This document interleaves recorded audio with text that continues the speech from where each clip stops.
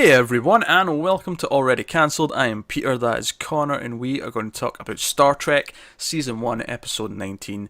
It's called Tomorrow is Yesterday. Full spoilers for the episode, as always. Is this our first time travel episode? I think it might be. Yeah. Obviously, we brought up way early on in the season. We brought up they mentioned they figured out a way we could theoretically go back in time. That's not how they went back in time in this. This was like an accidental thing that Yeah, happened. yeah. And I suppose that was technically time travel then. But this is our first proper time travel thing where and it's a very specific type of time travel for Trek, which at the very least it does it again in one of the movies where it comes back to present day. Although by the time it does it in the movie, it's like 1987, so it's a very different time period in and of itself. So the plot of this one is that they accidentally end up getting thrown back to present day at the time, which is 1966, 1967, whenever, probably 67. This would have been after Yeah, Christmas, but they specifically said late 60s, so I would go with 7 versus 6. 66 still feels like mid yeah. 60s. They probably just were intentionally being vague though, just so it didn't place Yeah, it probably. exactly. Do you know what's funny about this though? So they come back to present day and they encounter this Air Force pilot, this Major John Christopher, and interact with him and all that. And it's all about them trying to like cover their tracks so they don't accidentally mess up, the timeline and change the Yeah. future. What really stood out to me, and this just as a modern day viewer watching this episode, is that I had this moment of realization because they mentioned like moon like probes or space probes at one point. I went, oh yeah, this was before they even landed on the moon. It was just Yeah. obviously there was lots of things made before they landed in the moon in '69, but it's particularly funny with Star Trek because it's Star Trek. It's a sci-fi Yeah, show, it, but space it's travel. landing on the moon and then so much further. Yeah, like it's funny to think there was a time when Star Trek existed before we'd even made it to the moon, and I just kind of it's amusing to me. Uh, but nah, so they interact with this pilot, and they end up having to go down to the base at one point to try and cover their tracks. Meanwhile, they're trying to like get their ship back up and running, so they can try and figure out a way to get back to their own timeline, which involves slingshotting around the sun and shenanigans ensue. So that was it. Did you enjoy Tomorrow Was Yesterday? Yeah, it was pretty good. I enjoyed it as well. I thought this was a really fun one. I think there was a lot of there was a really cool reverse fish out of water element to it because we know Star Trek, we know the crew, we know the Enterprise, we know Kirk, but we also know Earth. Like Yeah. in the 60s, I mean, arguably for us, the 60s is more alien than Star Trek is, but still, we have an understanding of what the 60s was like and regular people and all that. And Yeah. so, him being on board and like being mesmerized by everything. And I think one of my favorite little touches of the episode is when they beam him, because they hold him with a tractor beam, and okay, it's going to destroy the ship, we have to beam him on board. So they beam him on board, and Kirk is there to greet him in the transporter room. And the way Kirk's lit, they've lit him almost like he's a potential villain. They've got like the dark shadow Yeah. across the top of his head, and he's got like just the beam of light going across his eyes, kind of thing. And he's like, "Oh, I'm James Kirk. This is all quite wonderful, I'm sure to you." But he sort of, but it almost sounds like a villain that could be trying to impress you before he tries to take over the world. It does, yeah. And I guess it's supposed to just put us in his mindset. It does, but and obviously we know they're not going to hurt him, but it does a well enough job of flipping the tables just enough that we relate more to the new person rather than we do the crew in this Yeah, case. I guess it's not to make us feel like Kirk's a threat because we know he's not, but to make us just understand how this guy feels. What he sees is this guy going, "Hey, all this technology. Do you really trust me?" Basically. Yeah, and he comes in as well, and on the bridge, and he's like joking about little green men, and Spock over here's like, "Oh, no, I don't believe in them either." And he looks over at Spock, and Spock's standing there with his ears, and like he's like touching his own ears, like, "Well, what's going on? Is my ears meant pointy? Is this a thing that Yeah. happens here?" And it just, I think there's a general sort of fun sense to this episode because it is playing with all these things where it's like comparing what was at the time modern day with Star Trek, and uh, even just comparing the military, because there's a few little things in there about he mentions to this major, "Oh, we're part of the United Earth space program and all that." He's like, "United Earth," and he's trying to like explain that it's all like the Navy and all that's all merged. It's not the same as it was. Yeah, and... obviously, someone in the 60s, even now, you can't really wrap your head around there not being all these factions and, warring nations. Especially, the 60s was a bad time for it. Yeah. Arguably every time is a bad time for it, but yeah. Sure. Yeah. But there was the height of paranoia was in the 60s. Yeah, Cold War, and then by the end of the decade, we're hitting deep into Vietnam territory. So, yeah, not a pleasant time in that sense. But what I liked as well is obviously it brings up a lot of these butterfly effect questions, and because Spock initially doesn't want to let him go back down to Earth. Oh, we can't let him go back. He knows too much. He's learning far too much about the future. He could use that to gain, or it could cause a ripple, and we could never exist because it just happens that way, and so on. Although I immediately, and I'm glad they actually addressed this, which I was glad, because I immediately, as soon as he said that, I'm like, but wouldn't not sending him back down cause even more of a ripple effect? Yeah. Because seems kind of obvious, doesn't it? Yeah, his entire heritage would be wiped out because he wouldn't have any more children, and Spock overlooked that weirdly. He did, and they do address it, and he brings it up and says, "Oh no, I've looked into you. You don't contribute anything." And then later on, he comes back and says, "Oh, by the way, I might have made a bit of a mistake. It turns out your son's quite important. He's basically John Connor. Let's not let's not wipe you out." Yeah, and it's funny because even when that came up, I thought to myself, so his son's meant to be the first person who like travels to Saturn, which is a bit ambitious now, actually, given when we are on the timeline now. Like, he should be doing that about now if he's still a reasonable age. Yeah. Like, it's almost too late. Like, obviously, it's not a complaint, but it's just they just tried to predict. Oh, we could maybe do that about that time, and we're already past this. Like, nah, too late. Yeah. Kind of like Back to the Future Part 2 with the flying cars. It's like, nah, we missed that window. Who knows when we're getting them now. We got the self-lacing shoes, though. We did. Self-lacing shoes, and there is a functioning hoverboard. It's not as easy to use. It's a pain to get. But it exists. It does exist. Swings and roundabouts. You hit some, you miss some. And the Cubs did win the World Series. Yeah. Which is the most amazing thing, that they just happened to get that. I mean, they were 1 year out, admittedly, but... That's close enough, isn't it? Pretty impressive. Didn't quite get to Jaws 19, though, unfortunately. No, not yet. They capped it at 4 for some stupid reason. We could be having one of those every summer. Come on now. Start pumping out the Jaws movies. You're going to regret that sentence in about 10 years' time. What, when I've got 10 more Jaws movies and I'm just dying for them to stop making Jaws movies because they're just doing the exact same thing every year? Pretty much. Oh dear. That's why you start getting more ridiculous. But then again, I suppose Sharknado and all that bollocks is already... filled the void, didn't it? Yeah. God damn it. That's the legacy of Jaws. It's Sharknado and Sharktopus and Mega Shark versus whatever that movie's called. It's a versus Mega thing. Shark versus Mecha Shark. Is that a thing? Pretty sure that's a thing. Sure, we could probably make up like 10 of them and we'd get some of them just right by chance. That is true. So I was thinking that, okay, your son's meant to be the first person who goes on this round trip to Saturn or whatever, and I was thinking, oh, maybe this was always meant to happen. Maybe the reason why your son has an interest in space exploration is because he remembered getting these stories as a kid about his dad being on a spaceship. I was considering as well. Now, obviously, that turns out to be the case because they magically. This is my one complaint of the episode, is that I don't really understand how they insert the people back. Yeah, it lost me as well. I mean, the way this is just too much modern time travel, knowledge of the amount of things we've seen. But for me, it would be a case of keep them on the ship, reverse time so it never happens. You never take them. Versions on the ship cease to exist. Yeah, either that or yeah, pretty much that. Because the only way I can think about it is if you reverse time, and even let's say they don't cease to exist, there'll be at least 2 of them. But the way that happens in this is that they beam them down into themselves. Yeah, they like overwrite them. But they don't overwrite because they don't have the new memories. It's the original. It's the one that's been overwritten, essentially, that keeps the memories because nothing's happened.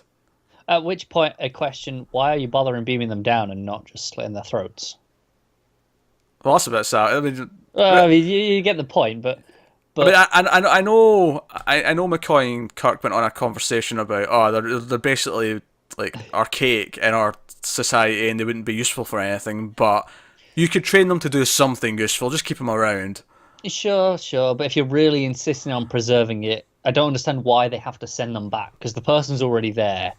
They don't gain anything by sending them back. That doesn't get over the whole him missing his family thing.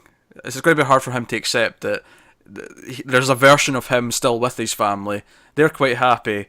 It's just you who have been taken out of the timeline. Well, yeah, that's why you just kill them. Just kill those versions. Just well, they kind of did. Like beaming him Yeah, into himself, kind of did kill him in a weird way. I guess it does. They don't address it as killing them though, which is why it feels like they didn't. Yeah, they don't. And the worst part is, I don't know, maybe this exact thing won't pop up again, but I feel like this is the sort of thing that if we get something similar to this later, I can see it completely different way. I can see them pulling a Flash and completely changing the rules.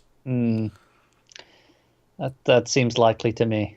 That's the one downside to the episode. The rest of it I had a lot of fun with because it was a lot of this like present thinking is to past thinking. There was some fun moment like the Major like sees a woman on the like one of the walkways and he's like, a woman on a ship? What is this? Yeah. You also had Kirk talking to camera at one point, which was weird. Yeah. So obviously, I think it's when he's being interrogated and he's like, "Oh, if you don't give me answers, I'll have you locked up for 200 years." And Kirk looks right at the camera and goes, "Yeah, that sounds about right." I did like that line though. That was a good line. It was a good line. It was just weird how it was straight at the camera. That's not normal. This episode might have my favourite fight scene so far in all of Star Trek. Is it that backhanded fist? No, it's well, that may be part of it, but it's when they're in the dark room and the soldiers have came to like corner them, and Kirk comes out. Sulu beams up while the fight's going on because better one of them get caught than two of them, and Kirk tries to take on these three soldiers by himself. But some of the moves he's pulling off in this are the most silly and wonderful things I've ever seen. He basically throws himself at like two of them, like a clothesline.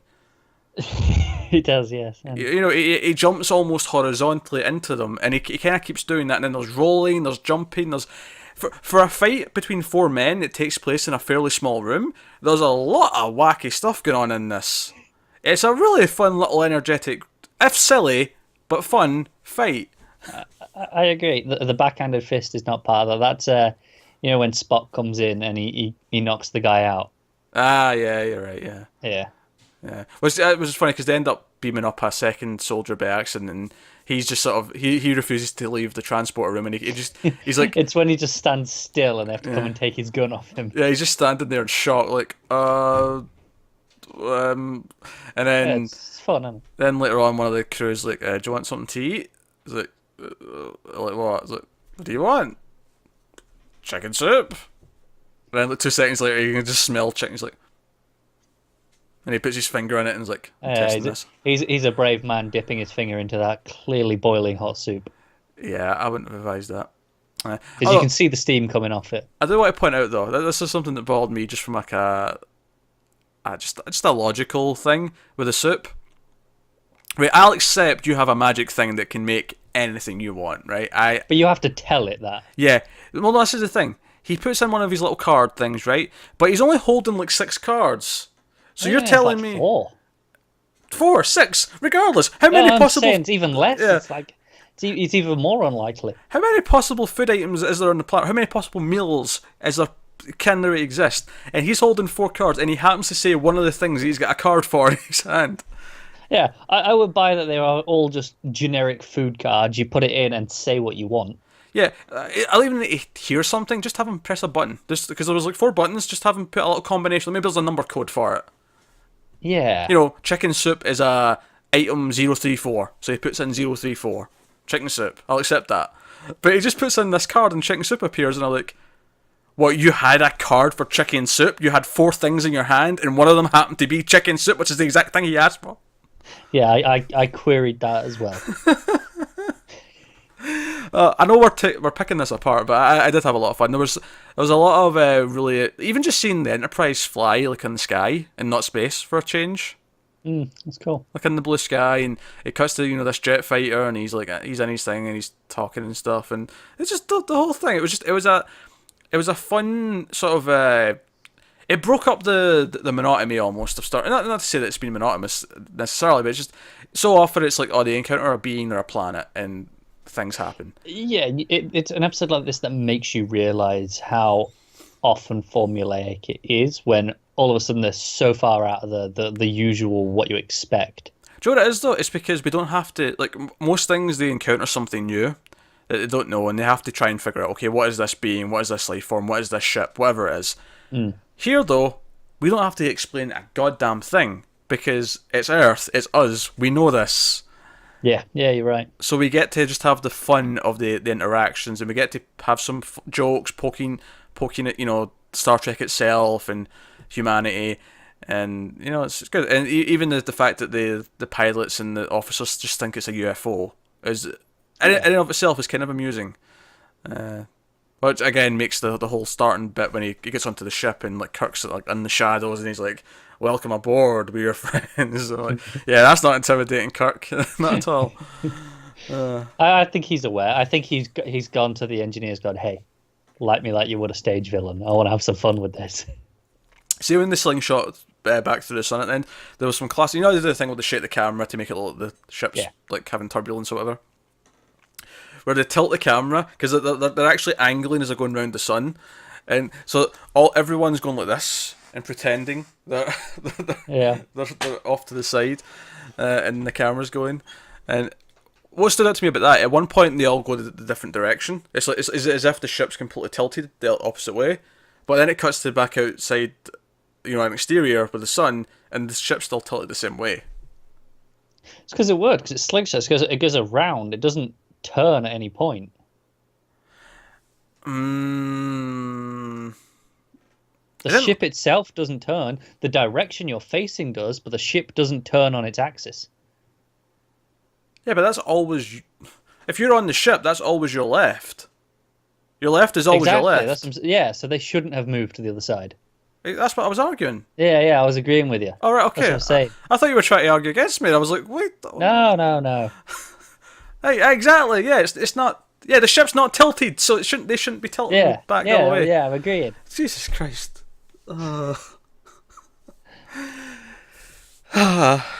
episode though. Yeah, it was.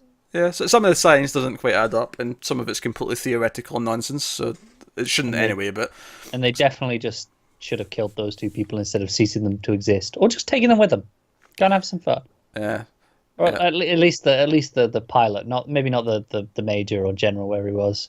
I don't think he could have coped. Yeah, he probably would have had a heart attack or a stroke or something in that region. Yeah. Yeah, I like Kirk being interrogated and just like giving these like witty little answers like came down out of thin air. He's just essentially being honest, but like, he sounds like a crazy man to them. Or even actually, when the soldier gets beamed up has got them both at gunpoint. He's got Kirk and Sulu at gunpoint, and he's like, and the communicator's going, "Did it?" He's like, "What's that noise?" And Sulu's like, "What noise? I don't hear anything." I didn't hear anything. He's like, "Did it? I heard it. What is this? Is this some sort of weapon?" And he's like, "No." It was good. It was fun episode. What's funny about that though is that joke wouldn't work as well today because today we hear a "did it" and we're like, "It's a phone." But obviously this is the 60s and the idea that a phone is not attached to a cord on a wall or a table is, blowing their minds. So, no, I had a lot of fun with this one. I enjoyed this one. I probably, obviously last week's had more of a good message to it, had more of a moral to the story, whereas this one was just a fun time. Yeah, definitely. I don't know, is there a moral in here? I don't know if there is. No, not really. I mean, Can't think of one. It didn't seem like it because they were just fixing their own mistake, and it wasn't. It was an accident. Which I thought was interesting. We never even get to see the mistake. Like they're just already here. Which don't get me wrong, I like the opening. I like that we opened like present day Earth and we see the Enterprise in the sky like a UFO. That was a cool way to open the episode. That really set you up for what the episode was going to be, and that was really cool. But yeah. It was a bit weird how we just cut into the bridge after that, and they're like, "Oh, that was hell. We got thrown through space. Yeah. What's happened, Scotty?" Yeah, pretty much. And I guess it's not that important. You don't really need to see it. And more importantly, do you really want to sit through the shaky cam of them being thrown back in time? Every damn time. Fair enough. I can't argue with that. Alright, that's this week's Star Trek. Let us know what you think in the comments below. Now, of course, actually, this is the first one that is going up early for the Patreon. So if you're watching this on YouTube, Patreon got it a week earlier. If you're watching on YouTube, it also means the next one's already up on Patreon. That's how this works. Because we launched the Patreon, one of the bonuses is that these already cancelled episodes of Star Trek go up a week early on there. So head over to I always do that. I always say the last part first. Head over to patreon.com/MailedFuzzTV to see other bonuses and stuff you can get. So if you want to help us out, you can see them. I guess the way you could get around that is head over to MailedFuzzTV on Patreon, because I'm sure if you search that on there, we'll pop right up. Probably. I could sound like I know what the hell I'm talking about and just say the actual address. It would be a little bit more professional, wouldn't it? It would, yeah. But we don't pretend to be professional, do we? So if you want to support us, that'd be great, and you can go and check the sort of bonuses you can get over there. But of course, just watching and liking and subscribing and all that stuff also helps, and let us know what you thought in the comments. Get us on Twitter at mailed_fuzz for channel updates. Individual Twitters are on the screen for everyday ramblings, but that's us, guys. So thank you once again. We'll see you next time.